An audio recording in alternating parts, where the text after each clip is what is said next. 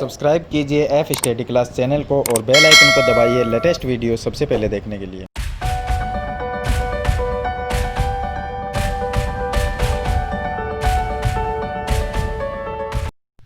Hello students, आज हम इस वीडियो में कक्षा 8 की प्रश्नावली 6.1 को सरल करेंगे।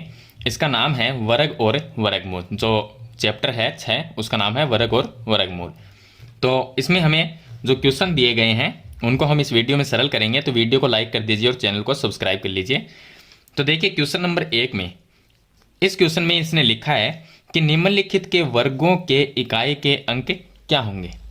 इसका मतलब ये है वर्गों के इकाई का अंक क्या होगा। यानी कि हमें कोई संख्या दे दे, एक छोटी सी संख्या मान लीजिए कि हमें कोई ये कह दे कि 2 है, आपको इसका वर्ग करना है। वर्ग का मतलब ऊपर हम स्क्वायर लगाते हैं, तो इस दो जो ऊपर स्क्वायर लगाते हैं उसका मतलब वर्ग करना होता है। तो इसका मतलब क्या है, हमें 2 का अगर वर्ग करना है तो हम 2 गुणा 2 यानी कि उसी जो जिस संख्या का वर्ग करना है उस संख्या को सेम उसी संख्या से गुणा कर लेंगे। तो 2 को 2 से गुणा किया 4। ऊपर जो 2 लिखा हुआ होता है इसका मतलब है कि नीचे वाले 2 को 2 बार गुणा करना है। अगर हमें ये दे कि 3 का वर्ग करना है तो 3 का स्क्वायर करेंगे, स्क्वायर का ऊपर 2 लगाएंगे, उसका मतलब होता है वर्ग करना। तो इस ऊपर जो 2 लगा है इसका मतलब क्या है कि नीचे वाली जो संख्या है 3, इसको 2 बार गुणा करना। तो 3 गुणा 3, तो इसका वर्ग कितना हो गया 9। यानी कि 3 का वर्ग होता है 9। 3 को 3 से गुणा करेंगे तो 9। किसी भी संख्या का वर्ग निकालने के लिए उस संख्या को उसी संख्या से गुणा कर दीजिए, तो वो वर्ग होता है। इसने ये लिखा कि इकाई का अंक क्या होगा, यानी कि अगर हम 81 का वर्ग करेंगे तो उसके इकाई का अंक क्या होगा। तो संख्या को हम कैसे काउंट करते हैं, जैसे कि हमारे पास में 100 है तो इसको कैसे काउंट करेंगे, इकाई, दाई, सैकड़ा, इस तरह से। तो इकाई में इसमें क्या है 0 है, इसका तो 100 में इकाई का अंक क्या है 0 है। लेकिन ये एग्जाम्पल बताया मैंने आपको। इसमें देखिए अगर 81 का वर्ग करेंगे तो इसके इकाई का अंक क्या होगा। तो पहले का आंसर देखिए, आंसर नंबर 1। इसमें दिया गया है 81। 81 का अगर वर्ग करते हैं तो इकाई का अंक क्या होगा। तो हम क्या करेंगे, ये देखेंगे कि 81 में इसके अंदर खुद में 1 जो है वो इकाई का अंक है। तो हम ये कर लेंगे कि 1 को, इसका जो इकाई का अंक है उसी को गुणा कर लेंगे 2 बार। 1 गुणा 1, तो 1 को 1 से गुणा किया तो 1 आया। यानी कि 81 का अगर वर्ग भी करेंगे तो भी हमारे पास में इकाई का अंक 1 ही आएगा। इसी तरह से सेकंड क्वेश्चन, आंसर नंबर 2। यहां पर दिया हुआ है 272। अगर हम 272 का वर्ग करेंगे यानी स्क्वायर करेंगे तो इसमें इकाई का अंक क्या आएगा। तो हमें यह देखना है कि 272 के अंदर इकाई का अंक क्या है 2 है। तो 2 को हम 2 से ही गुणा कर लेंगे, तो 2 दूनी 4। यानी कि 272 है, उसका अगर वर्ग करेंगे तो भी इकाई का अंक 4 ही आएगा। तो हमें तो सिर्फ इकाई के अंक बताने हैं, पूरा वर्ग नहीं करना। चलिए इसके बाद में 3 नंबर का आंसर देखिए, आंसर नंबर 3। इसमें हमें दिया गया है 799। अगर हम 799 का स्क्वायर करते हैं तो इसमें इकाई का अंक क्या आएगा। तो इसका इकाई का अंक 9 है, तो हम 9 को 9 से ही गुणा कर देंगे। 9 को 9 से गुणा किया तो हमारे पास में आता है 81। 81 का जो 1 है वो क्या है इकाई का अंक। यानी कि 799 का अगर हम वर्ग भी करते हैं तो भी इकाई का अंक हमारे पास में 1 ही आएगा। चलिए इसके बाद में इसका क्वेश्चन नंबर 4 नंबर जो क्वेश्चन है उसका 6 नंबर लिख दिया। 4 नंबर का आंसर देखिए, इसने दिया है 3853, 3853। इसका अगर हम वर्ग करते हैं तो इसमें जो लास्ट की संख्या है वो इकाई का अंक है। तो हम 3 को, लास्ट की संख्या जो 3 है, तो 3 को 3 से ही गुणा कर लेंगे। 3 को 3 से गुणा किया तो 9। यानी कि इकाई का अंक, अगर इस पूरी संख्या का अगर वर्ग करेंगे तो इकाई का अंक 9 आएगा। तो इस तरह से हम कोई भी संख्या की इकाई का अंक चेक कर सकते हैं। आगे देखिए 5 नंबर क्वेश्चन। 5 नंबर जो क्वेश्चन है उसमें दिया गया है 1234।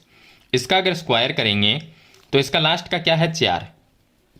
तो 4 को 4 से गुणा कर लेंगे तो आएंगे 16। यानी इकाई का अंक क्या आएगा 6 आएगा। इकाई का जो अंक आएगा वो इसमें 6 आएगा। आगे है 26387। तो यहाँ पर हम लिखेंगे 26387। इसका अगर स्क्वायर करेंगे यानी वर्ग करेंगे तो लास्ट की संख्या यहाँ पर 7 है, तो हम 7 को 7 से ही गुणा कर लेंगे तो आएगा 49, 49। 49 में इकाई का अंक क्या है 9। तो यानी कि इस पूरी संख्या का अगर वर्ग करते हैं तो इकाई का अंक 9 ही आएगा। आगे देखिए, ये हमने कर लिया 7 नंबर क्वेश्चन।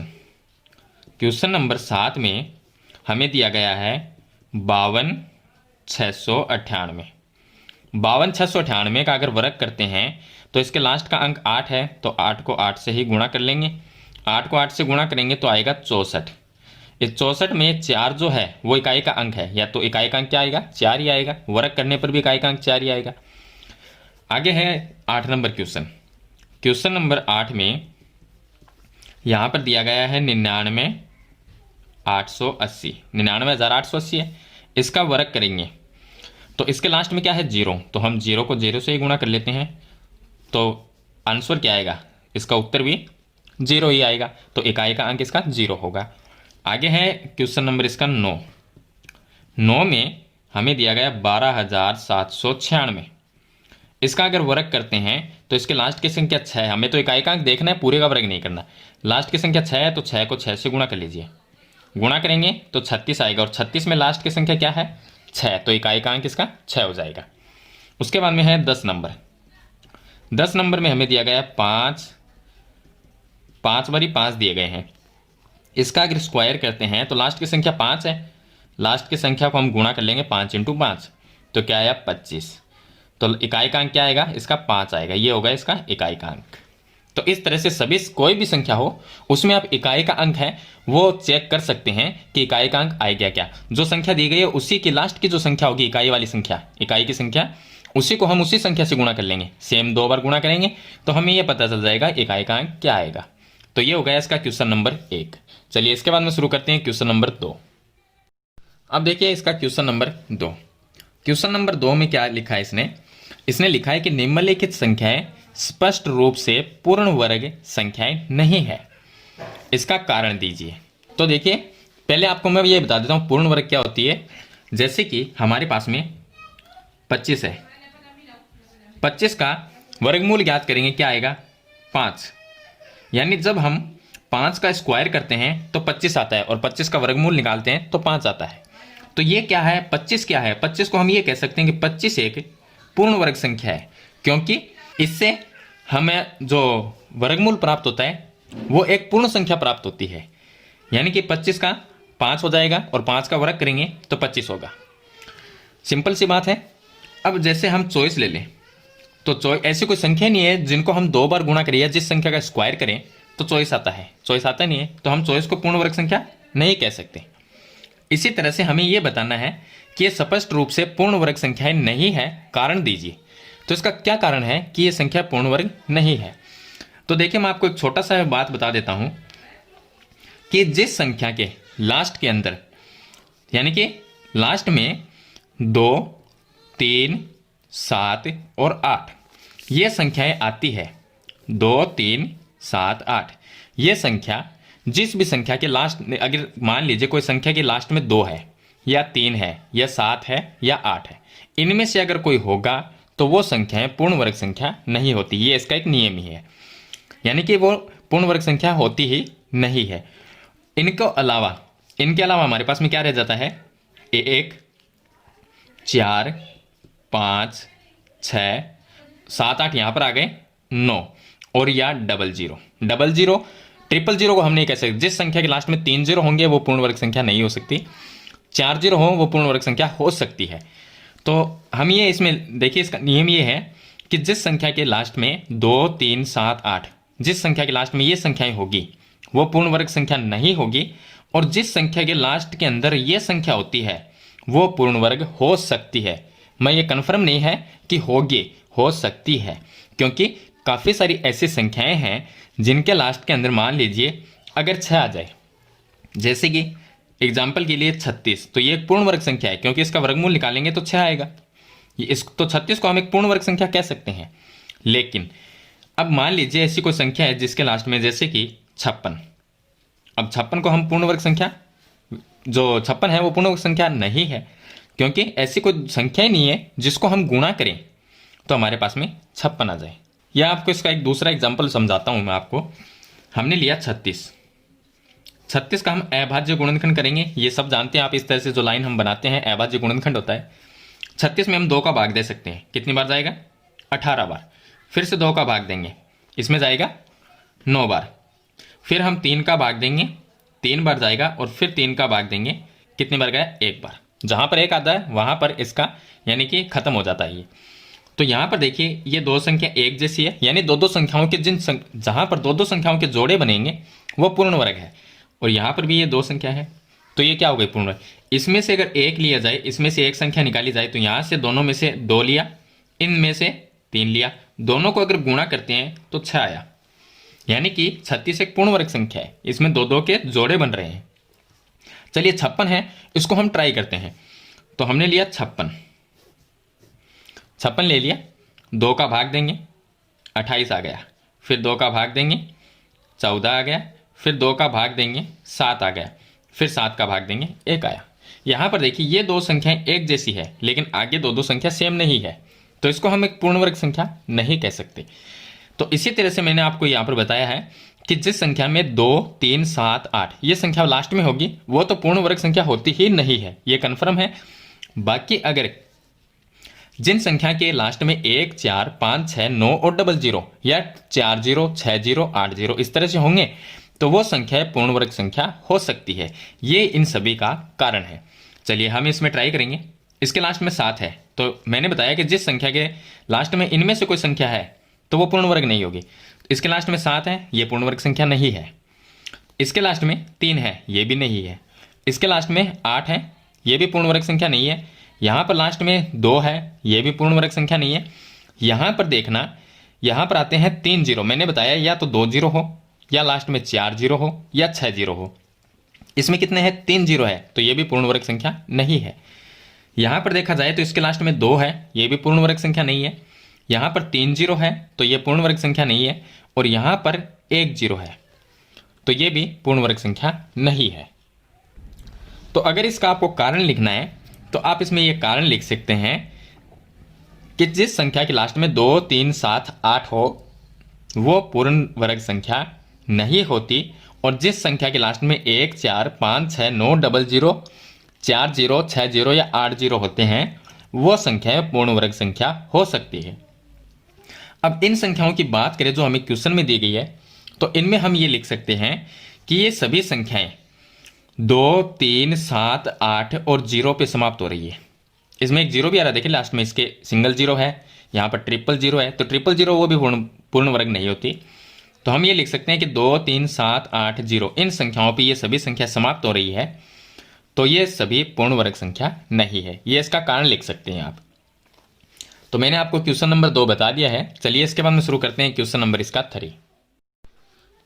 अब देखिए क्वेश्चन नंबर इसका 3 है। छोटा सा क्वेश्चन है, मैं आपको बता देता हूँ कि किस संख्या का वर्ग विषम संख्या होगा, यानी इनमें से कौन सी ऐसी संख्या है जिसका अगर वर्ग करते हैं तो वो वर्ग भी क्या है? एक विषम संख्या। अब सम संख्या और विषम 2 प्रकार की संख्या होती है हमारे पास में, सम संख्या और दूसरी होती है विषम। सम संख्या वो है जो 2 से विभाजित होती है, जिसमें यानी 2 का पूरा पूरा भाग चला जाता है, और विषम संख्या वो है जिसके अंदर 2 का भाग पूरा पूरा नहीं जाता, वो विषम संख्या हो गई। यहाँ पर 6 है तो इसमें 2 का भाग जाता है, पूरा पूरा जाता है 3 बार, तो ये एक सम संख्या है। तो यहाँ पर मैं सम संख्या लिख भी सकता हूँ, जैसे 2, 4, 6, 8, 10 सभी क्या है? ये सम संख्या है। आगे भी लिख सकते हैं इसी तरह से 1, 3, 5, 7, 9 इन संख्याओं में 2 का भाग नहीं जाता पूरा पूरा, तो ये विषम संख्याएं हैं। अब इनमें से हमें ये बताना है कि सभी में से कि कौन सी ऐसी संख्या है जिसका अगर वर्ग करते हैं तो विषम संख्या प्राप्त होगा। तो देखिए मैं आपको एक छोटी सी बात बता देता हूं कि जो संख्या विषम होती है उसका वर्ग भी विषम होता है, और जो संख्या सम होती है उसका वर्ग भी सम होता है। एग्जाम्पल के तौर पे हम एक सम संख्या लेंगे 2, इसका वर्ग करेंगे, 2 का स्क्वायर कितना हुआ? 2 दूनी 4। फिर है 3 का स्क्वायर करेंगे तो कितना हुआ? 3 को 3 से गुणा करेंगे 9। 4 का स्क्वायर करेंगे 4, यानी कि 4 को 4 से गुणा करना 16। 5 का स्क्वायर करेंगे तो कितना आएगा? 25। 6 का स्क्वायर करेंगे तो यहाँ पर आएगा 36। 7 का करेंगे तो आएगा 49।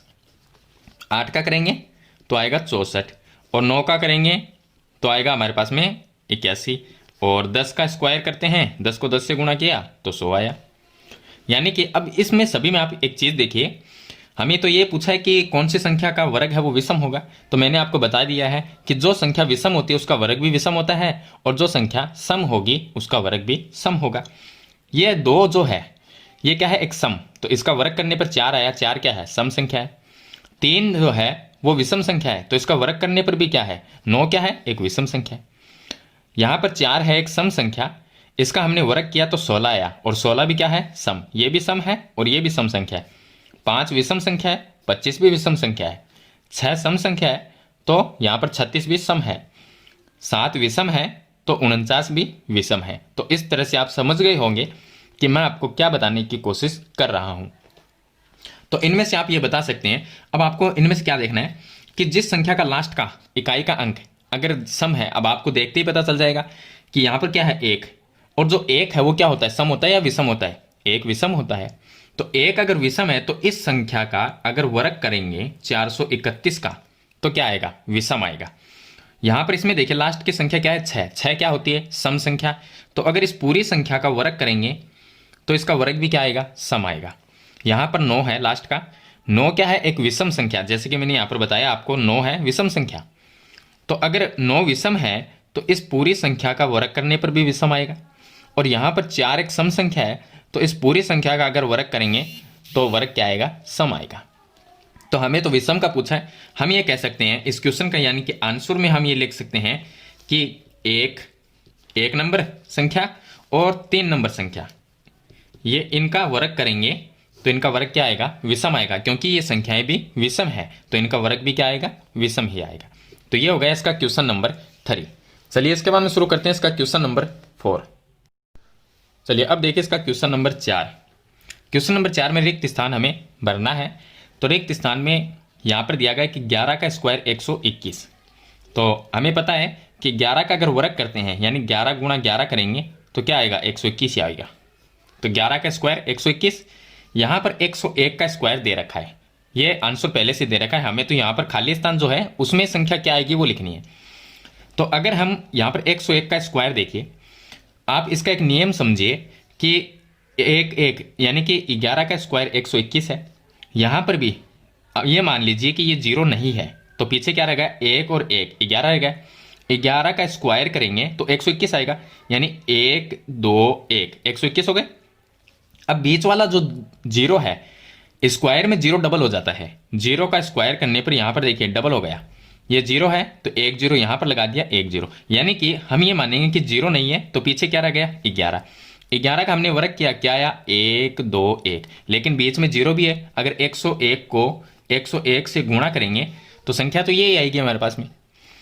तो बीच वाला 0 है वो इस तरह से लगा देंगे, 1 यहाँ पर लगा देंगे, 1 यहाँ पर, तो 101 का स्क्वायर ये संख्या हो गई। इसी तरह से यहाँ पर भी देखिए बीच वाले 2 0 को ये मानिए कि नहीं है, तो पीछे 11 रह गया, और 11 का स्क्वायर करेंगे तो 1 2 1 121 आएगा। अब बीच में कितने 0 है, 2 0, तो 2 0 तो यहाँ पर लगा देंगे और 2 यहाँ पर, स्क्वायर होने के बाद में 0 डबल हो जाता है, तो 2 0 यहाँ पर और 2 0 यहाँ पर, बाकी 1 2 1 121 है। यहाँ पर 2 0 आ गए और यहाँ पर 2, तो इसका वर्ग हो गया। तो ये आप नियम समझिए एक। उसके बाद में ये जो संख्या है, ये संख्या, इसमें क्या आएगा, तो देखिए 1 और 1, 11 का स्क्वायर करेंगे 1 2 1, यानी 121 आ गया। अब बीच में 0 कितने हैं, 4, 1 2 3 4, तो 4 0 तो आप यहाँ पर लिख दीजिए और 4 ही 0 आगे लिख दीजिए। तो आपको क्या है, पूरी संख्या को इस तरह से गुणा नहीं करना पड़ेगा। तो ये क्या हो गया, इसका स्क्वायर आ गया। तो देखिए सिंपल है।